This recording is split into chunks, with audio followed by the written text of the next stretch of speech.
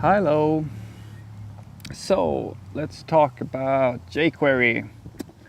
So I thought I'll answer the question, do I need to learn jQuery? And the short answer is no. Great video, right? Well, it's not that simple actually. The reason why I don't think you need to learn jQuery has very little to do with whether or not it's a good idea, but more to do with, do you need it to do the things that jQuery used to provide so well that people actually thought that jQuery was JavaScript? And that answer is no. There is very little that jQuery can do for you today that you can't do through the regular browser APIs in an almost as nice way as with jQuery. It will make things easier for you in certain situations, but I don't think that, personally I think that the bar for it's almost it's almost not needed anymore. The interfaces have been improved drastically in the browsers, and for the most part I don't really think that the things that animations and all that stuff, you can do that through CSS for the most part.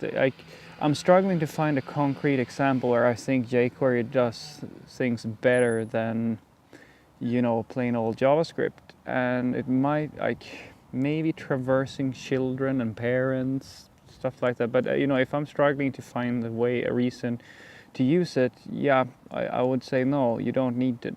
But do you need to learn it? Well, that's a better question, because unfortunately somebody's probably if you're like me and you like to play around with fairly you're interested in fairly most people are, they're interested in the most recent things, fairly modern stuff. And one of my favorite things in the world is a few years ago they released Java 8 and they're talking about Java 9, and the internal joke between us, back when I was doing Java, the internal joke was, oh, that's great, Java 8, we're probably gonna be able to do that in production somewhere around 10 years from now, depending on the company. And see that's the ugly secret of things. Whatever is really hip and trendy right now is not necessarily the thing that is going to be the thing that you're working on. If you're working on a fresh, a greenfield project or something, then yeah, you might be able to squeeze in the latest stuff.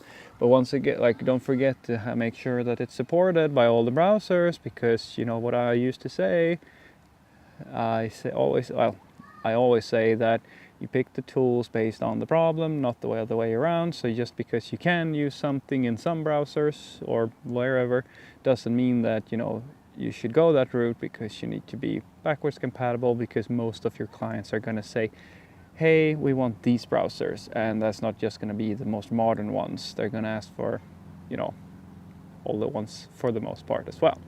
So you need to take these things into consideration. So that's the irony of being really up to date with all the modern stuff. You're learning things today that you're not going to be able to really leverage for the most part for another year or two, or even longer sometimes. But you still have to have a good understanding of them, because you know that even though you may not use them, you need to know the jargon, you need to know what's going on, etc., etc., etc. Be proactive and all that cool stuff. Anywho, so what I'm trying to say here is that if you are starting a completely fresh project, then no, you don't need jQuery. However, if you're working for a larger company with a code base that is a little bit older or might have been around for a while, the odds are that you're going to find some jQuery in there. So yeah, my answer is, as always, it depends, because it always depends, right? So I would highly suggest you to take a basic introduction course to jQuery, but keep it out of your project for the most part, because most of the time you're going to find that you don't need it anymore. The one thing you should, even the Ajax, which used to be really horrible for JavaScript, and people were actually I've seen some projects where they have jQuery almost solely for the Ajax interface, which was really nice, and it is really nice in jQuery. But now we have Fetch, which is supported in all the major browsers.